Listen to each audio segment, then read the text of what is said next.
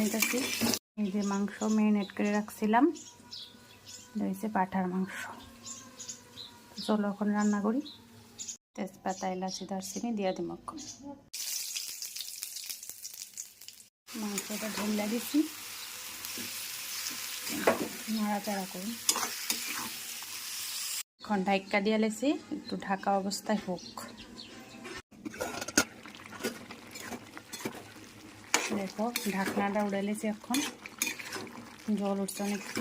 পেঁপে দিয়ে দিচ্ছি, পেঁপে দিলে পাঠার মাংস ভালো সিদ্ধ হয়।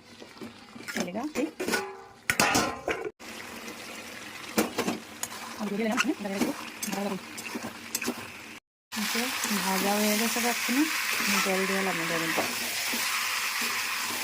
একদম ভাজা ভাজা হয়ে গেছে।